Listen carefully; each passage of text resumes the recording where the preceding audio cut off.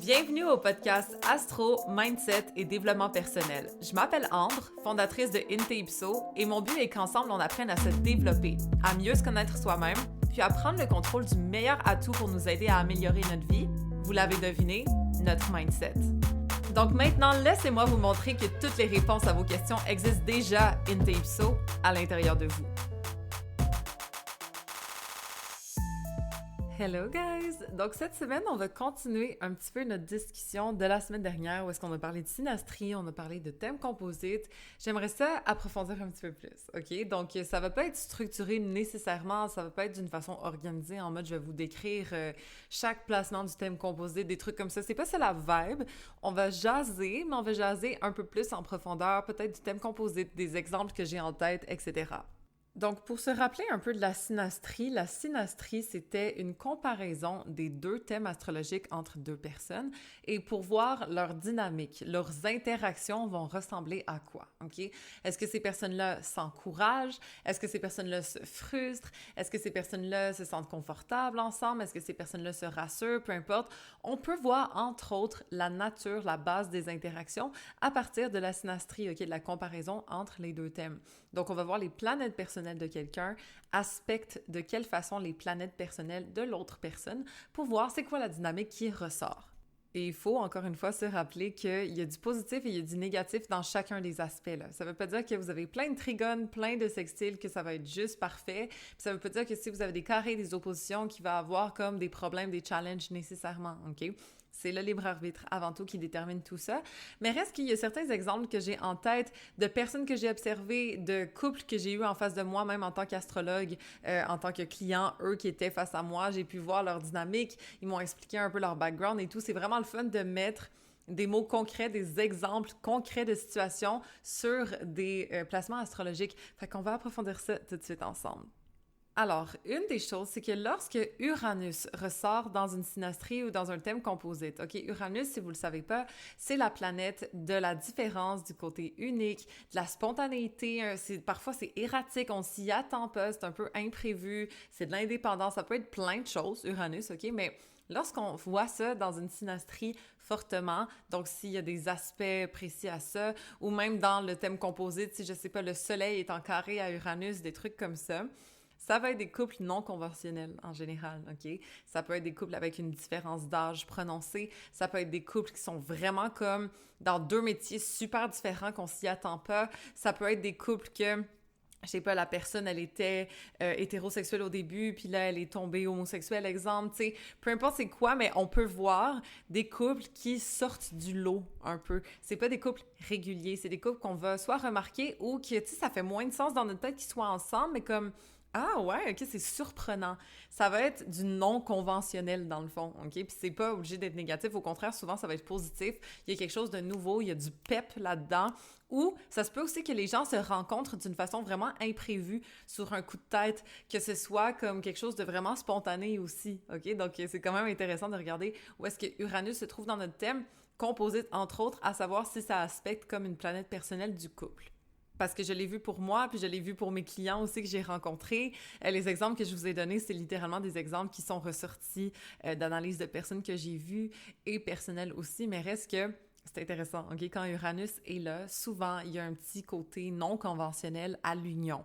En passant là, je veux pas que ce soit trop compliqué. Si jamais vous comprenez pas exactement tout, si jamais le langage que j'utilise, comme c'est pas full familier, c'est normal, déjà, vous n'êtes pas astrologue, ok?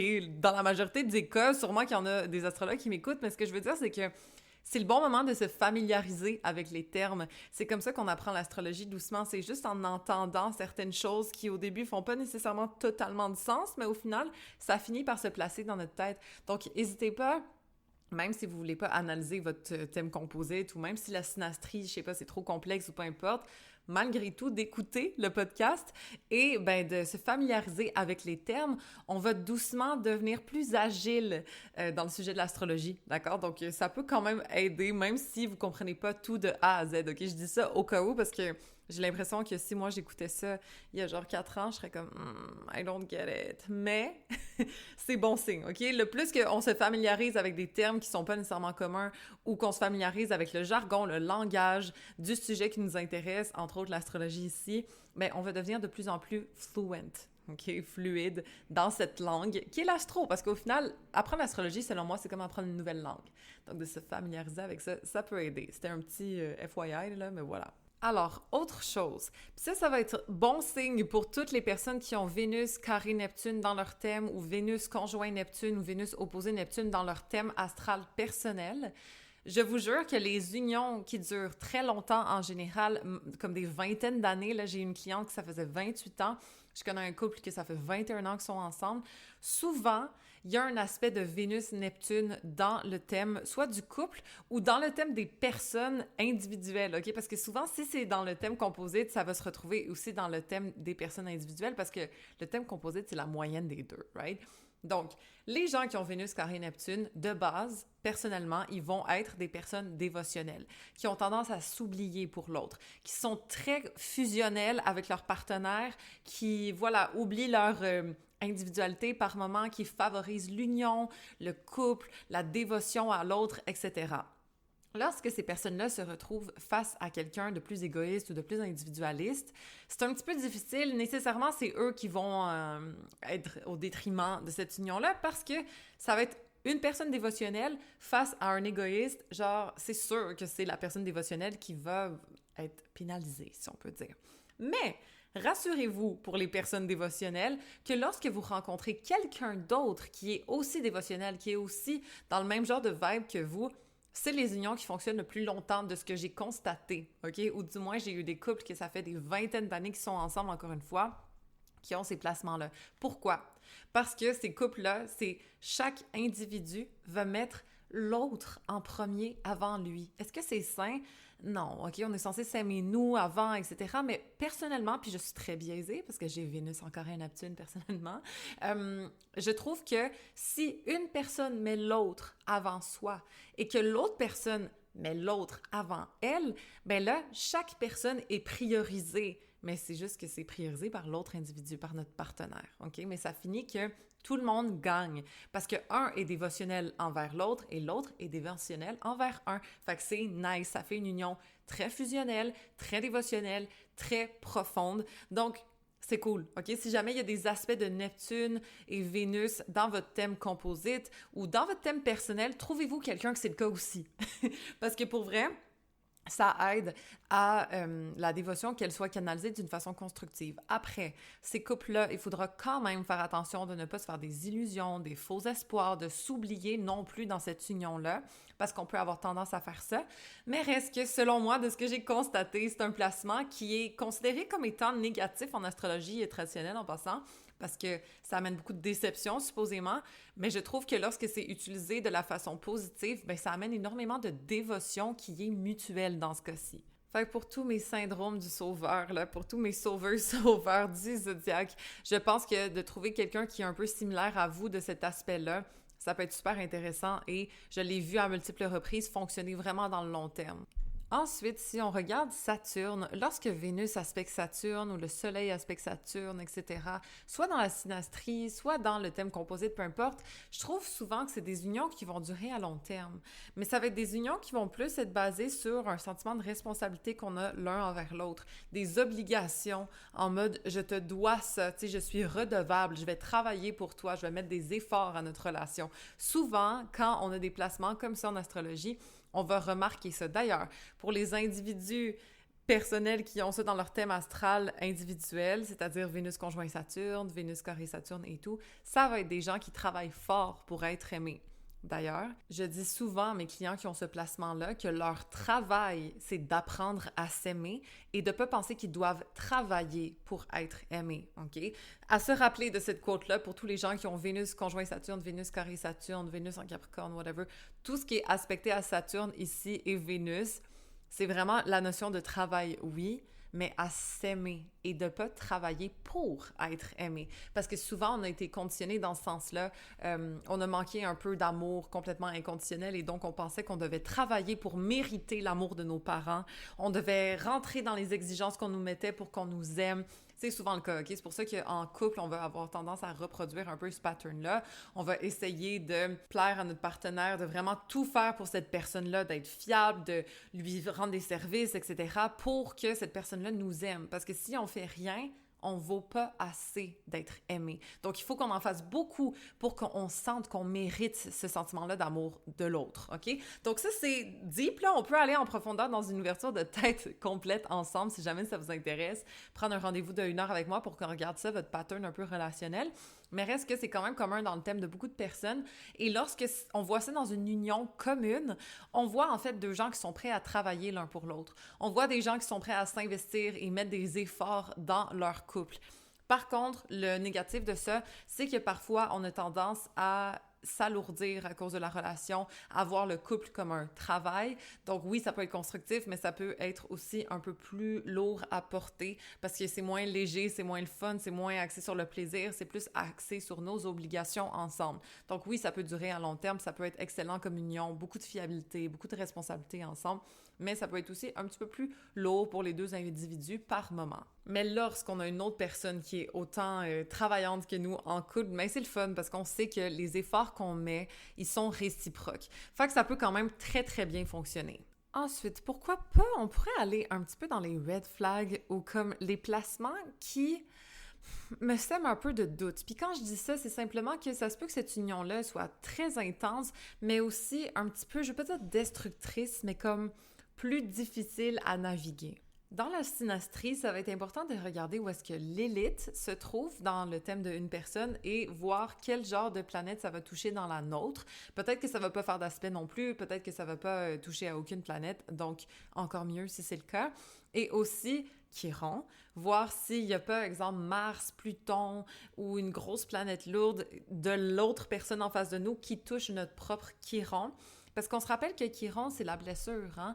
Donc si jamais on a Pluton de l'autre sur notre Chiron, mais ça se peut que ce soit un petit peu plus lourd à gérer parce que Pluton, c'est de la transformation, c'est des épreuves, c'est de la mort, de la renaissance, c'est de l'intensité, c'est de la profondeur. Fait que d'avoir ça dans nos blessures, c'est comme « ouch ». Peut-être que cette personne-là va m'apprendre à me guérir, mais d'une façon un petit peu trop intense que je suis pas capable de supporter, exemple. Si quelqu'un a Mars conjoint notre Chiron, peut-être que cette personne-là peut nous motiver, nous donner confiance dans la blessure qu'on a et nous aider à la guérir, mais peut-être aussi peut nous trigger, peut, avec sa frustration ou sa façon de réagir ou de fonctionner, peut venir nous insécuriser aussi.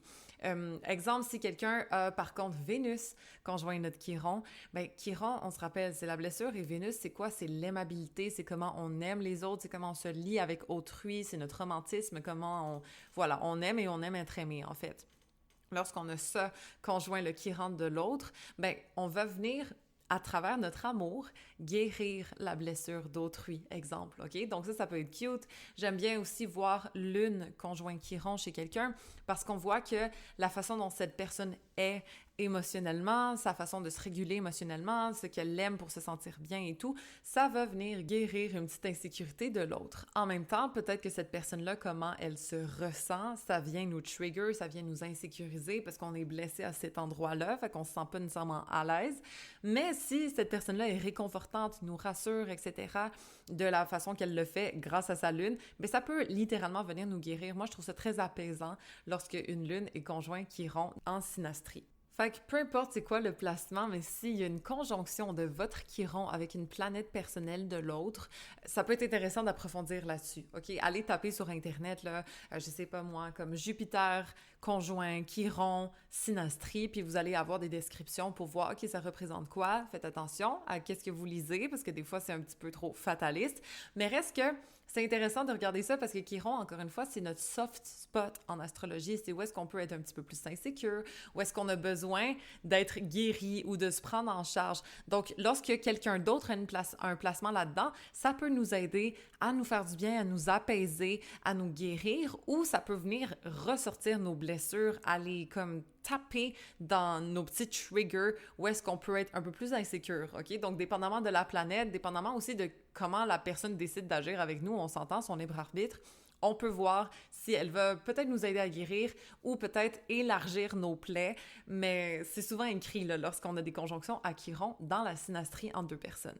Quand je parlais de Lilith tantôt, ça peut quand même être intéressant à regarder aussi, parce que Lilith, là, c'est l'obsession, c'est la compulsion. Des fois, c'est comme notre plus grande peur aussi. C'est comme une petite zone d'insécurité. C'est pas exactement la même façon que Chiron, mais reste que on n'est pas nécessairement équilibré dans ce domaine de vie.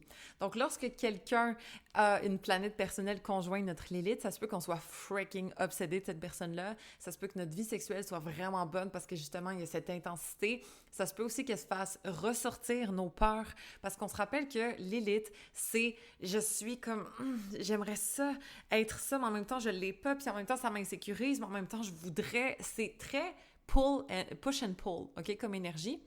Je l'explique en profondeur dans ma formation intégrale d'astrologie, là, si jamais ça vous intéresse. Mais reste que lorsque quelqu'un aspecte notre Lilith, on peut soit être complètement genre attiré par cette personne-là, un petit côté obsessionnel, un petit côté malsain, toxique aussi, OK? Ça peut arriver. Il n'y a pas nécessairement tant de positif à Lilith conjoint la planète de l'autre, à part l'obsession, la compulsion, l'attirance, OK? Outre ça, c'est pas nécessairement quelque chose de sain.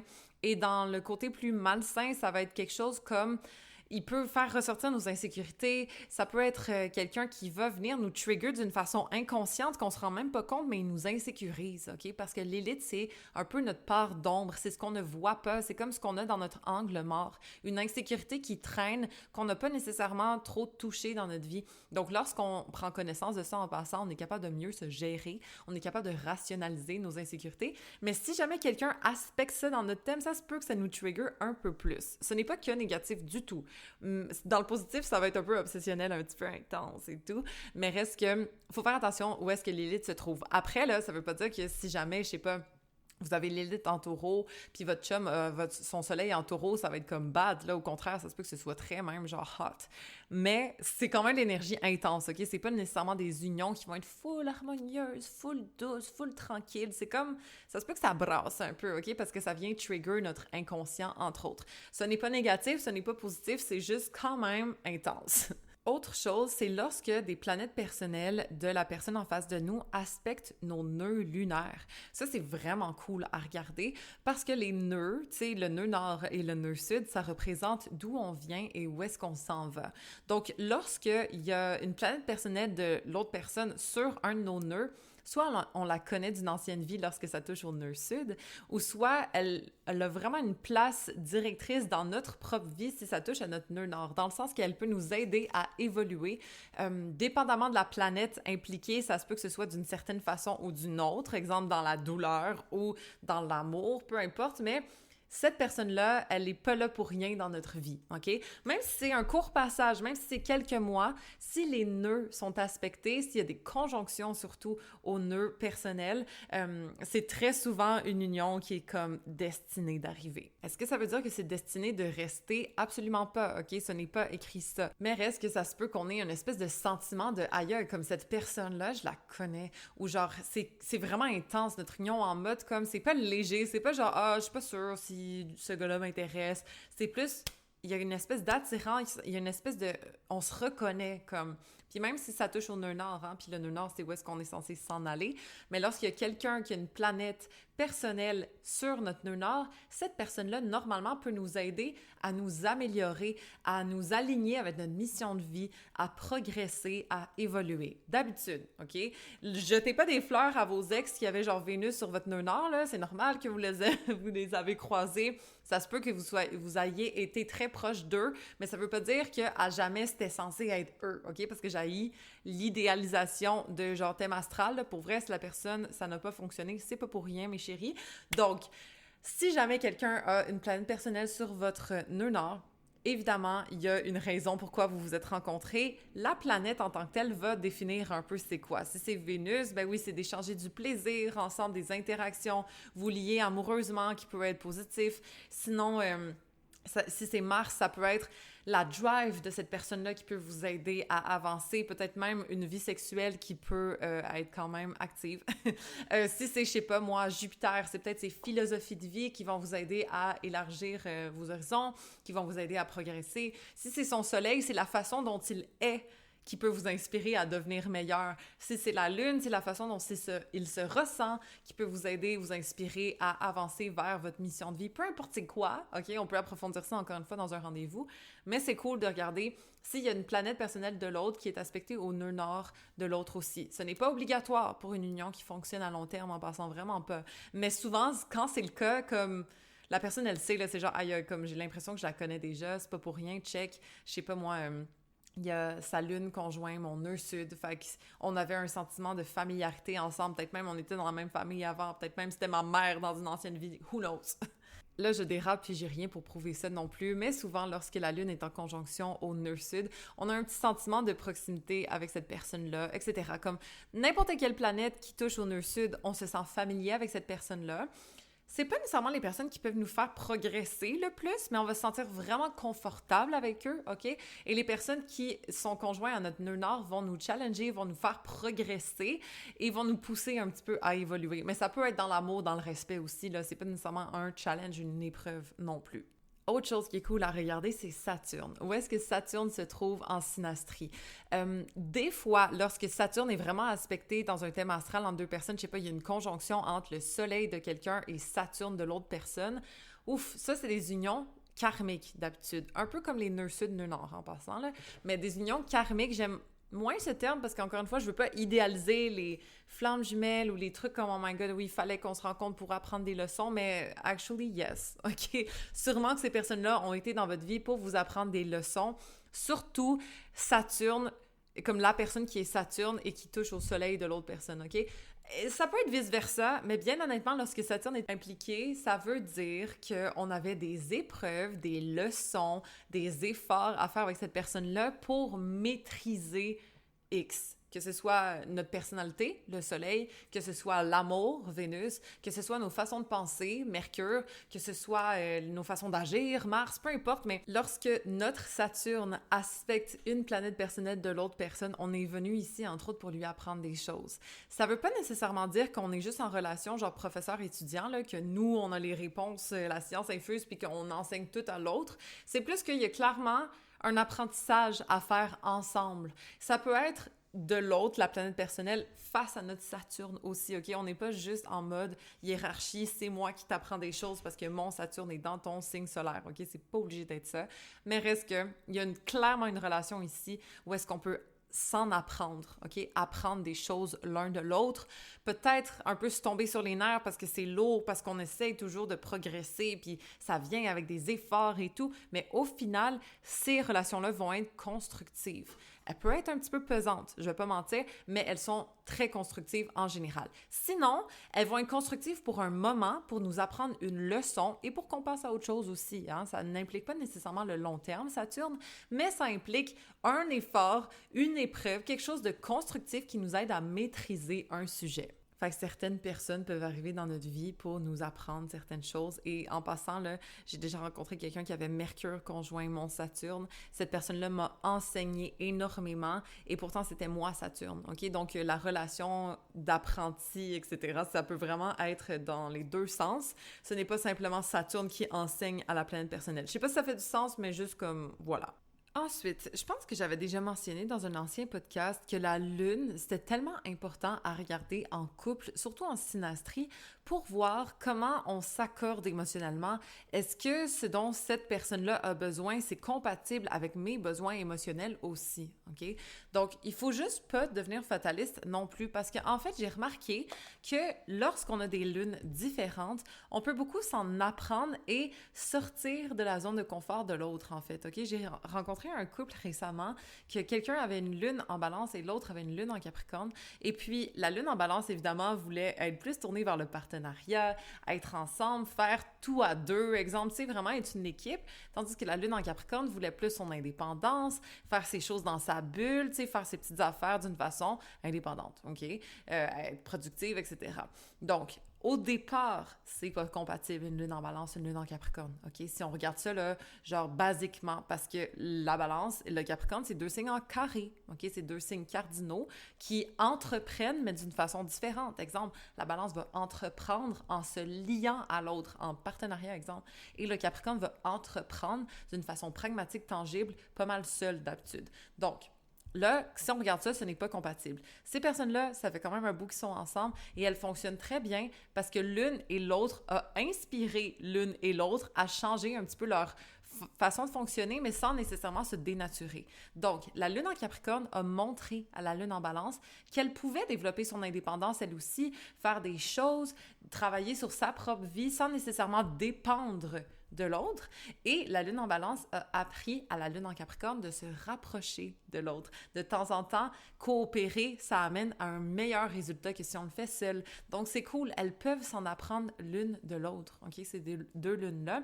Donc, il ne faut pas condamner non plus les placements qui ne sont pas compatibles. Au contraire, on les condamne seulement si les personnes manquent de respect l'une envers l'autre, manquent de volonté de coopérer. Ça, c'est sûr, ça ne marchera pas. Mais si on se rapproche l'une de l'autre, si on est capable de comprendre les différences, mais de les rendre plus fortes, en fait, de comme s'unir et de devenir plus entiers ensemble parce qu'on est vraiment complémentaires, là, on gagne.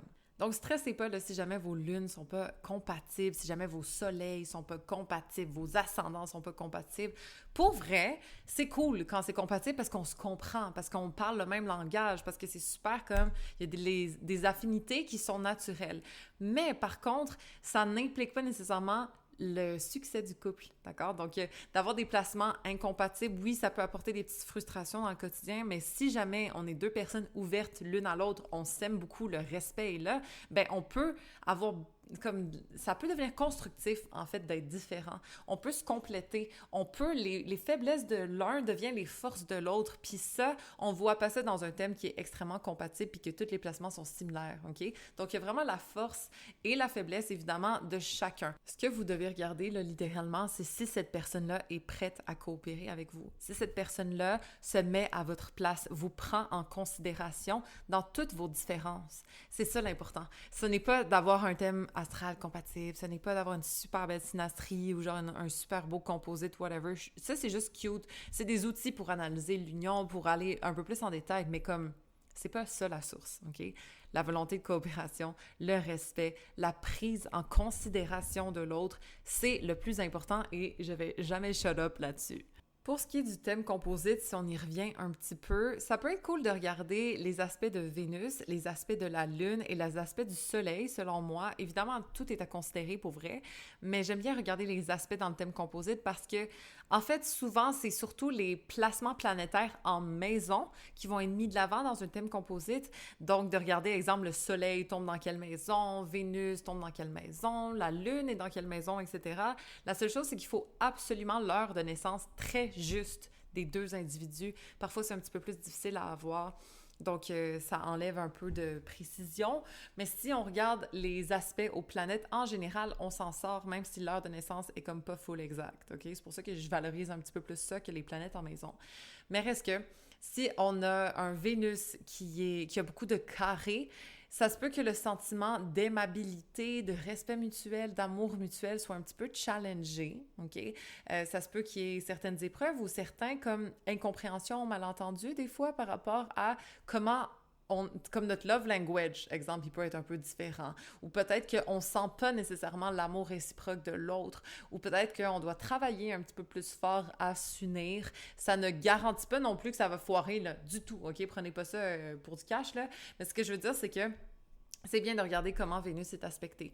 Parce que si, je sais pas, Vénus est en carré à Pluton, Vénus est conjoint Chiron, puis c'est les seuls aspects qu'elle fait, mais ça se peut que l'amour soit un peu plus complexe, difficile, déchirant dans le couple. Ça veut pas dire que ces deux personnes-là ne s'aimeront pas. Ça veut juste dire que il n'y aura pas nécessairement d'harmonie si facile à atteindre entre les deux personnes. Exemple, OK?